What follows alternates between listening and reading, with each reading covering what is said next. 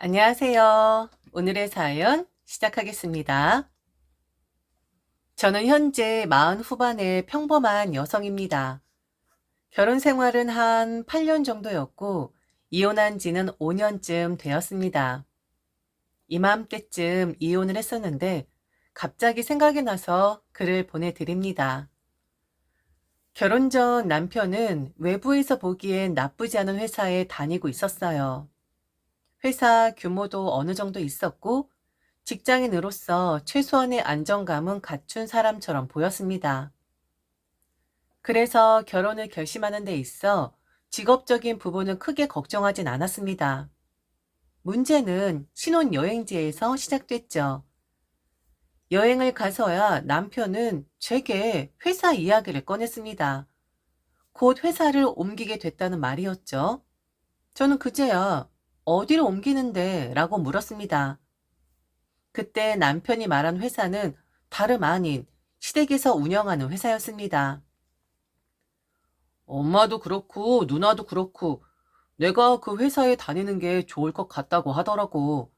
누나 혼자서 좀 벅찬 듯 하기도 하고. 그래도 그걸 지금 얘기하면 어떡해.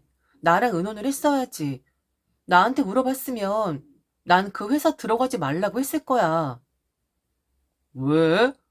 우리 엄마 회사가 이상한 곳이라도 된다 생각하는 거야? 그런 회사 아니야.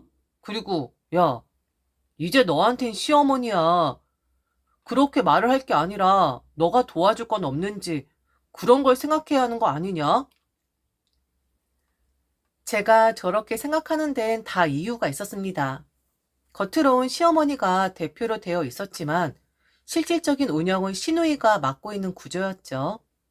직원 수는 10명 남짓, 업종은 서비스업이었습니다. 규모가 크다고 할 수는 없는 회사였고, 또한 남편이 이전에 하던 일과는 성격이 꽤 다른 분야였습니다. 시댁 회사 자체를 무시할 생각은 없었어요. 다만 마음에 걸렸던 건 남편이 그 회사로 들어가는 과정과 시점이었습니다. 결혼 직후였고, 사전에 어떤 상의도 없었으며 이미 결정이 끝난 상태였죠. 결혼과 동시에 남편의 생활 기반이 우리 가정이 아니라 시댁 쪽으로 옮겨간 셈이었죠. 더구나 시누이는 회사에서뿐 아니라 시댁 전체에서도 영향력이 큰 사람이었습니다. 남편은 회사 일은 물론 사적인 결정에서도 시누이의 말에 크게 좌우되는 편이었고, 그 구조 안으로 스스로 들어간 모습에 실망이 더 되더라고요. 연애 전부터 남편의 성향을 조금 알고 있긴 있었어요. 아이 같은 면이 있다라는 걸. 책임감 강하고 생활력 강한 사람은 아니라는 것을 말이죠. 그런데 그 부족한 면을 제가 충분히 채워줄 수 있을 거라 생각을 했었습니다. 저는 결혼 전까지 유치원 교사로 일했습니다. 집안에서는 장녀였고 밑으로 동생이 셋 있었죠. 고등학생 때부터 아르바이트를 하며 집안 살림에 보탬이 됐고 성인이 된 이후에도 경제적으로 독립해 살아왔습니다. 결혼 후에는 친정의 도움을 받아 어린이집을 직접 운영해 볼 계획을 가지고 있었고요. 다만 바로 시작하기보다는 결혼 생활에 적응하면서 시간을 두고 준비하려는 생각이었습니다. 하지만 남편의 갑작스러운 이직으로 상황이 달라졌죠. 남편의 소득 구조와 생활 기반이 불안정해졌고 가정의 경제적인 책임을 고려하지 않을 수 없는 상황이 되었습니다. 그 결과 제가 생각했던 어린이집 운영 계획은 예상보다 훨씬 빠르게 실행에 옮길 수밖에 없었습니다. 저는 부모님께 사실은 손을 벌리고 싶지 않았는데 부모님께서 먼저 요청하신 부분이긴 했습니다. 제게 투자를 하신 거죠. 남편이 시댁회사로 옮긴 뒤 가장 먼저 드러난 문제는 월급이었습니다. 정확히 말하면 월급을 제대로 가져오지 못했다는 점이었죠. 사실 이럴 줄 어느 정도는 예상하고 있었어요. 시댁 회사 구조로 보면 남편이 제 몫을 당당히 요구할 수 있는 위치가 아니라는 걸 이미 느끼고 있었기 때문이죠. 문제는 남편의 태도였습니다. 월급이 밀려도 아예 나오지 않아도 남편은 아무 말도 하지 않았습니다. 왜 월급이 안 나오는지 묻지도 않았고 신우에게 이유를 따질 생각도 없어 보였죠. 그냥 그런가 보다 하고 넘어가는 모습이었습니다. 결국 이 문제는 시댁 모임 자리에서 제가 직접 꺼내게 됐습니다. 왜 남편 월급이 안 나오느냐고 신우에게 물었죠. 그때 돌아온 대답은 예상과는 전혀 다른 방향이었습니다. 신우는 이렇게 말했습니다. 지금 제 남편이 회사에서 뭘 하고 있는 줄 아느냐고요. 매일 사무실에 틀어박혀 게임만 하고 있다는 겁니다. 스스로 할 일을 찾아서 하라고 했는데 몇 달째 그대로라 했죠. 처음에 나아지겠지 싶어서 월급을 줬지만 직원들 보기에 너무 창피해서 더는 월급을 줄 수 없었다는 말도 덧붙였습니다. 오히려 자기 속이 더 썩는다며 그런 사정이 안 들리느냐고 되묻기까지 했습니다. 집에 돌아와 남편에게 사실을 확인했죠. 왜 일을 하지 않느냐고 묻자 남편은 담담하게 말했습니다. 누나가 알아서 하라고 했다고. 스스로 찾아서 하라고 했는데 딱히 맡겨진 일이 없어서 게임을 했다는 겁니다. 이런 상태의 남편과 저는 8년을 함께 살았습니다. 결혼 초반 남편이 월급을 정상적으로 가져온 건 몇 달 뿐이었습니다. 이후 월급이 다시 나온 시점은 시누이가 아이를 가지고 출산하는 동안 회사에 거의 나오지 못하던 때였습니다. 그때 남편이 시누이를 대신 처리하면서 잠시 급여를 챙겨받았는데 그 금액이 230만 원이었습니다. 그마저도 월급날에 정확히 들어온 적은 거의 없었죠. 일주일씩 밀리는 건 기본이었고 언제 들어올지 알 수 없는 돈이었습니다. 이런 상황을 시댁은 모두 알고 있었습니다. 하지만 제게 미안해하는 기색은 전혀 없었죠. 이유는 단순했습니다. 제 어린이집 운영이 잘 되고 있었기 때문입니다. 제가 돈을 잘 버니까 남편이 돈을 안 가져와도 되는 것 아니냐는 분위기였습니다. 무늬만 대표지만 그래도 시어머니한테 남편이 아들이니까 좀 신경을 써주길 바라서 이런저런 사정을 읍수해 보았지만 돌아오는 말은 한결같았죠. 너 너무 욕심 많은 거 아니니? 아니 네가 돈을 잘 벌잖아. 그럼 네가 알아서 여보 그냥 당신은 돈 가져오지 말아요.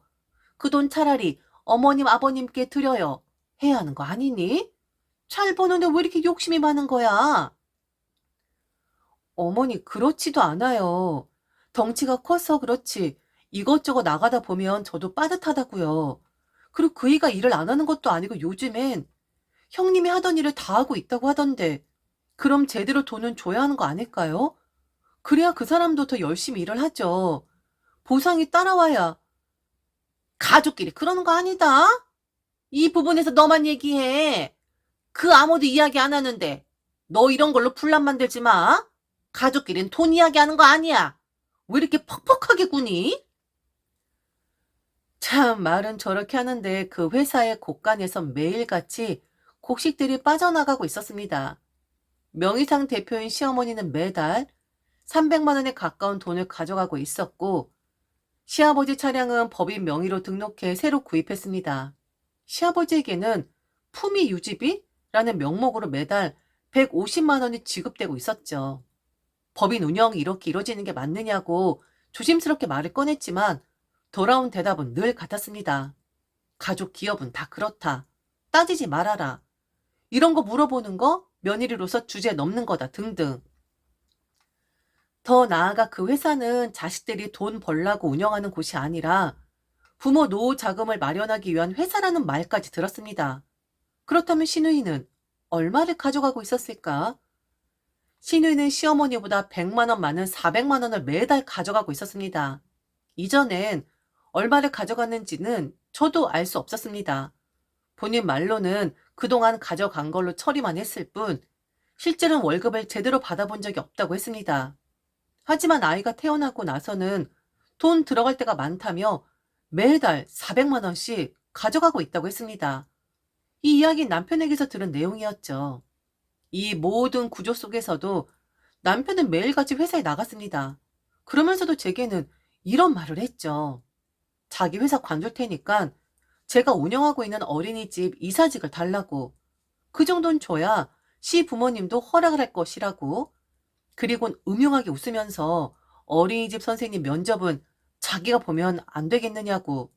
자기가 선생님을 뽑으면 25을 넘기지 않을 것이고 심지어 비키니 면접을 보고 싶다는 말까지 서슴없이 했지요. 이 사람이 미쳤나 싶었어요. 돈도 제대로 못 가져와. 나는 심각해 죽겠는데 이런 농담이나 던지고 있고 인생을 너무 쉽게 사는 것 아닌가? 라는 생각이 들더군요. 나아가서 제 인생까지 이 사람과 동일하게 한심하게 흘러가게 되는 것 아닐까라는 두려움도 생기게 되었고요. 결국 저는 참다 참다 이혼을 요구했습니다. 더 이상 이렇게 못 살겠다고. 그냥 너는 니네 집 아들로만 살라고. 애초에 결혼이란 걸 하지 말았어야 할 인간이라고. 철도 없고. 몇 년 만에 현실 감각까지 완전히 잃어버린 남편은 자기가 매일 그러는 것처럼 저 또한 농담을 하는 거라고 치부해 버리더라고요. 너 기분 나아질 때까지 내가 당분간 회사에서 먹고 자고 할게.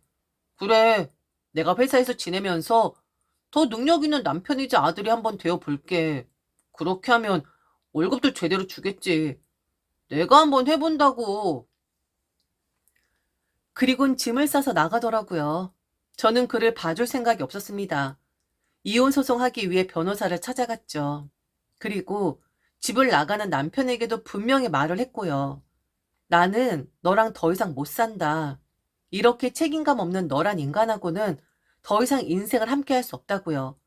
사실 저렇게 말을 했지만 남편이 정말 달라지려고 노력을 했다면 그래도 내가 선택한 사람이니까 기회를 주려고 했을 겁니다. 그런데 그날 밤 친정 엄마에게서 전화를 받게 되죠. 김서방한테 전화가 왔었다. 제가 자기를 내쫓아서 지금 회사로 가고 있다고. 딸 교육 좀 시켜달라고. 아주 자기를 들들 볶는다고. 친정 엄마랑 남편이 스스럼 없이 지내는 편이란 걸 익히 알고 있었지만 그래도 친정 엄마가 누구입니까? 바로 제 엄마 아니겠습니까? 엄마도 처음엔 가족 회사니 좀 이해를 하라고 하셨지만 제가 너무 힘들어하니까 나중엔 욕을 하셨거든요. 그런 회사가 어딨냐고. 그리고 왜 그렇게 무책임하냐고. 상견례에서 그렇게 거들먹거리더니 결혼시키고 나서 아들 무능력자로 만들어 버리고 내 딸까지 고생시키는 거냐고 감정이 매우 격앙이 되어 있었는데 그곳에 이 눈치 없는 난자가 기름을 끼얹어 버린 거죠. 이혼하라고. 만일 이혼 안 하면 부모가 내 절연을 하겠다고. 그리고 제 어린이집에 투자한 돈 돌려달라고 할 거라고. 그 정도로 이건 이혼을 해야 하는 사안이라고 하는 겁니다. 그래서 변호사를 찾아갔고요. 이 인간은 변할 인간이 아니란 확신이 들었으니까요. 그런데 참 웃긴 일이 생기게 되죠. 신우이인 아이를 낳고 나서 그 아이 양육하느라 회사에 거의 나오지 않았어요. 그런데 저와 남편 사이가 틀어지기 시작하기 전부터 신우이는 자신의 아이를 종종 제게 맡기곤 했습니다. 어린이집으로 보낼 때도 있었고 가끔은 저녁엔 저희 집으로 보낼 때도 있었죠. 자기 남편과 영화를 보고 싶을 때나 갑자기 일이 생겼을 때 등등. 아이를 좋아하고 아이와 관련된 일을 하는 저로선 그 조카는 언제든 환영이긴 했습니다. 물론 남편 부려먹듯이 저 또한 아무렇지 않게 부려먹는다는 건 알고 있었지만 아이가 뭔 죄입니까? 그냥 애는 애로 봐야지. 그런데 제가 변호사를 만나고 남편과 이혼을 해야지 마음을 먹은 날 신우이한테 전화가 오더라고요. 올케, 어디야? 집에 언제 들어가? 오늘 좀 일찍 집에 들어가면 안 되나? 원장인데 그 정도는 할 수 있잖아. 안 그래도 일이 있어서 그 일 보고 한 20분 내로 집에 들어갈 거예요. 그런데 무슨 일로? 아, 20분? 알았어. 라고 전화를 끊어버리는 거예요. 항상 이래요. 지 할 말만 하고 그냥 끊어버리는 거. 남의 말은 듣지도 않고 남의 기분을 살피지도 않는 아주 무례한 여자죠. 그런데 얼마 지나지 않아 문자가 오는 겁니다. 희연이 집 앞에 데려다 놓았어. 급한 일이 있어서 쓰고 좀 해줘. 은혜, 안 잊을게. 조카를 또 저희 집에 데려다 놓은 겁니다. 집 앞에 이 문자 한 통만 덩그러니 제게 남겨놓고. 아니 도대체 이 집안 사람들은 왜 이러는 걸까요? 왜 이렇게 현실 감각이 없는 걸까요? 부랴부랴 집에 가보니 애가 있더라고요. 괘씸했고, 그리고 그 아이가 불쌍하긴 했습니다. 그런데 불쌍한 마음보단 괘씸한 마음이 더 컸어요. 저는 전화기를 들어 아이의 모습을 사진에 담았습니다. 활짝 웃는 모습이었지만 아파트 복도인 것도 티가 났고, 그리고 아이의 짐가방도 확연하게 사진 속에 담겨졌죠. 저를 마음대로 부리라고 하는 신우이에겐 할 말이 없었고, 저는 그 사진을 신우이 남편에게 전송을 했습니다. 그리고 이렇게 말했죠. 오늘도 영화인가요? 아니면 오늘 형님과 여행이라도 가시나요? 휴가 내시고? 매번 아이를 이렇게 맡기시는데 더 이상 못 봐드립니다. 형님하고 말이 안 통해서 그나마 말이 통할 만한 분께 사진 전송해 드립니다. 애를 항상 이렇게 혼자 집 앞에? 이건 학대입니다, 학대. 화가 나서 좀 감정적으로 썼는데 바로 전화가 오더라고요. 아니, 처남댁, 이게 뭡니까? 지금 이거 희연이 아닌가요? 이게 지금 무슨 사진이냐고요? 뭐겠냐고요. 항상 이런 식이잖아요. 형님은 그렇다 쳐도 너무 하시는 거 아닙니까? 좀 적당히 사람 부려먹으세요. 그만 좀 막 대하라고요. 아니, 저는 모르는 일입니다. 저 지금 한 달에 2번 정도 서울에 가고 있어요. 모르셨어요? 저 지금 부산에 있는데 부산 지점으로 옮겨온 지 거의 1년이 다 돼가는데 이게 무슨 부려먹다니요. 저 사진 뭡니까? 왜 희연이가 짐가방을 들고 복도에 저게 뭡니까? 영화 보신다고 맡겼고, 연극 본다고 맡겼고, 술 한잔 한다고 맡겼고, 때론 부부끼리 좋은 시간 보내기 위해 맡긴다고 하셨었는데? 뭐라고요? 전 모르는 일입니다. 저는 살면서 연극이란 걸 본 적이 없는데. 알겠습니다. 우선 알겠어요. 잠시만 애 좀 부탁드립니다. 제가 저희 어머니께 전화 드려서 희연이 집으로 데리고 가셔야 하겠습니다. 정말 죄송합니다. 이게 뭔가 싶었어요. 아니, 그럼 그동안 신우이는 영화는 누구랑 봤고, 연극은 누구랑, 좋은 곳 갈 때, 혹은 갑자기 일이 생겼을 때 누구랑 간 거지? 심여부가 아니었어? 이 사람이 거짓말할 사람도 아니고 정말 당황해하는 말투였는데, 1시간도 안 돼서 시 매부의 어머니, 그러니까 신우이의 시어머니가 오셨고 희연이를 데리고 가셨습니다. 눈치를 보니 의도치 않게 뭔가 큰 일이 생긴 눈치였죠. 그리고 1시간도 안 돼서 저희 집은 난리가 나게 되죠. 시어머니, 시누이, 그리고 남편까지 득달같이 달려와 제게 따지기 시작을 했거든요. 다 저의 오해로 인해 과장해서 말한 거라고 하라 하더라고요. 아니, 그동안 내가 겪은 걸 난 말했을 뿐인데 뭘 과장해서 말한 거냐고 하라는 거냐 했더니 신우이가 저를 막 밀면서 이러는 거예요. 너 어린이집 그만하고 싶어? 네가 어떤 며느리인지, 네가 어떤 마누라인지 학부모들이 알게끔 내가 시위해? 학부모도 그런 거 민감하잖아. 그러면 아마 애를 다 뺄걸? 그러니까 네가 오해를 한 거라고. 딱 한 번 그런 건데 네가 과장해서 말한 거라고 해. 그동안 잠자코 잘하더니 기가 막혀. 네가 벌인 일이니까 네가 해결을 하라고. 며느라, 그래. 네가 그렇게 해라. 어? 네가 오해했다고. 딱 이번 한 번뿐이었다고. 그런데 네가 요즘 스트레스가 많아서 그냥 거짓말 좀 한 거라고. 그렇게 말을 하라고? 어? 지금 일이 커졌어. 너 그 사진 한 장 때문에 우리 딸이 오해를 받게 생겼다고. 그래, 여보. 당신 왜 그랬어? 나 쫓아낸 거 하나로 모자랐어? 우리 누나한테까지 그렇게 했어야 했어? 누나가 자기한테 뭘 잘못했다고 왜 그랬어? 얼른 자기가 거짓말한 거라고 해. 얼른 그렇게 말하라고. 그러니까 뭐가 찔리는 게 있었던 거죠. 왜 자꾸 제게 거짓말을 하라고 하는 건지. 나는 거짓말한 게 아닌데. 그리고 무슨 오해. 다 사실인데.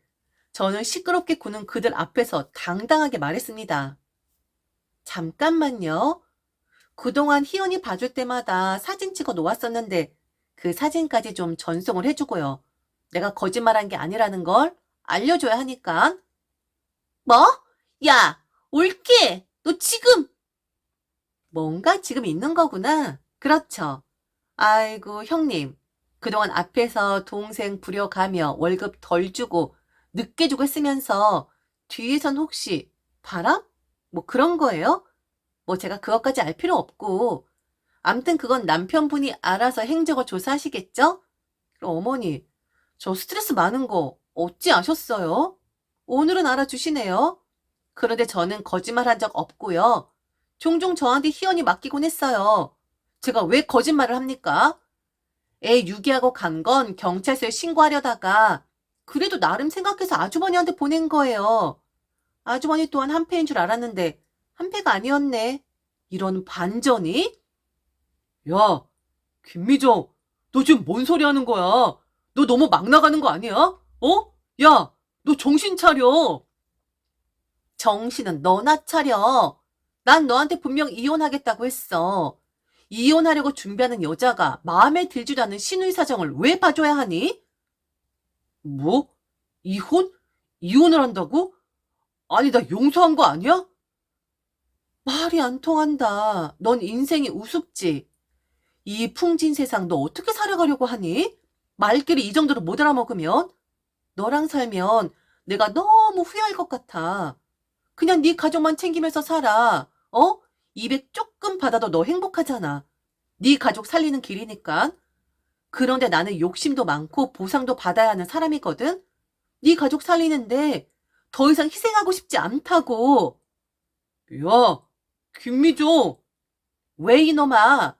네 부모 노후 자금 열심히 벌어들이면서 200 꼴랑 받아가면서 살아. 그리고 이젠 네 누나 인생 또한 뭐 된 것 같다? 그치? 어머니, 이게 가족인가 봐요. 한 사람 이혼 당하게 생겼으니까 다른 한 사람도 그대로 따라가네요. 역시 가족회사 다니면서 결혼해도 끈끈하게 가족 우선시하는 사람들은 달라. 아주 응원합니다. 저는 이혼을 했습니다. 남편으로서 역할하지 못한 그놈 유책 사유로 인정되어 1,000만 원 위자료 받았고요. 그리고 재산 분할은 제가 80%, 그는 20% 가져갔습니다. 솔직히 제가 좀 손해본 건 맞아요. 그런데 앞으로 볼 손해 생각하면 오히려 감사할 따름입니다. 그리고 시누이, 바람 맞더라고요. 이혼 당했습니다. 거기도 보기 좋게 아주 그냥 싹둑 잘려 나가더라고요. 처절하게 짓밟히고 망신당하면서 이혼 당하더군요. 이게 5년 전 일입니다. 저는 지금 어린이집은 정리를 했고요. 작은 출판사와 연계해서 아동책 읽어주는 일을 하고 있답니다. 이혼하면서 받았던 상처, 그리고 결혼 생활 중에 받았던 상처를 아이들을 만나면서 치유를 하고 있어요. 딱 3년 정도는 엄청 힘들었는데 2년 더 지나가니 이젠 이혼한 과정을 말해도 아무렇지가 않더라고요. 곧 있으면 2026년도입니다. 참 힘든 한 해였고 지금도 힘들긴 하죠. 힘내, 잘 될 거야 라는 응원이 와닿지 않았던 때가 제게도 있었습니다. 그래서 저는 좀 다르게 응원의 말씀을 드리고 싶어요. 사랑합니다. 사랑할게요. 다 사랑할 테니 당신도 사랑하세요. 제 이야기는 여기까지입니다. 아, 그리고 궁금해 하실까봐 그 전 시댁에서 운영하던 법인 제가 얼마 전 검색을 했거든요. 폐업했더군요. 망한 거죠. 그렇게 가족들이 다 빼가는데 회사가 멀쩡하게 굴러가겠습니까? 암튼 뭐 자업자득이죠. 지금까지 들어주셔서 진심으로 감사합니다.